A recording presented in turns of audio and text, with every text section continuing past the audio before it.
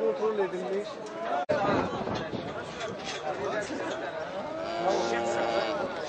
O şura var mı? Ankara götür. 11. Çek şöyle lan. Çek. Ankara götür. Allah esirgesin ya. Bu da et olmayan 7 kilo geldi ya. Abi size de 1 kilo gelsin. Ne olursa olsun ama arkadaşlar ne? Kurbanın layıklısı bu işte.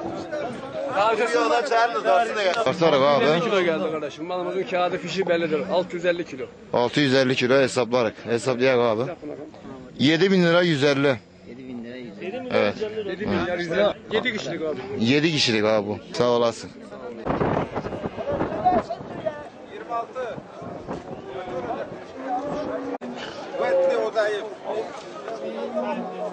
Fiyat 10 lira, 10,5. İşte herkes ahırda 10,5, 11'e veren de var. Pazarda 9,5. Dişi kilomen pek satılmıyor. Marda pazar ayakta satılıyor, evet. Erkek 9,5-10 arası. Ahırlarda da 10,5'a satan da var. Valla şimdiki durum iyi yani. Yem de ucuz biraz. O yüzden besici biraz para kazanacak. Eğer ithal gelmezse daha da iyi olacak. Meram yok diyorlar, gelmeyecek diyorlar. Hani şeyden de gelmiyor artık, Suriye'den de gelmiyor. Biraz belki besiciler biraz para kazanacak herhalde böyle olursa. Altı elde ne olur onu bilemeyiz.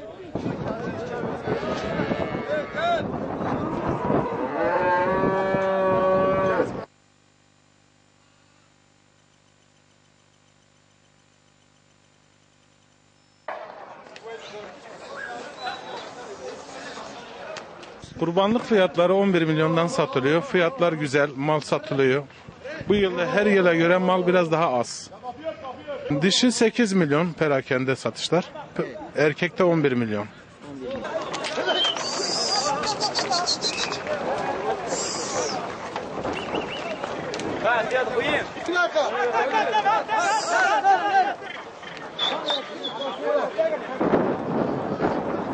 Hem alan memnun hem satan memnun. Çünkü fiyatlar eski yıllara oranla hemen hemen aynı düzeyde seyrediyor.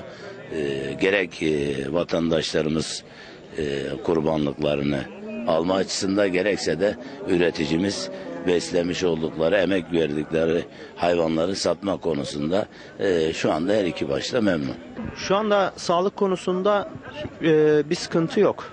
Dolayısıyla kontrolleri yapılıyor. Kontrollü zaten sağlık sorunu olanları genelde pazara almıyoruz. Yani imtiyaz vermiyoruz bu konuda.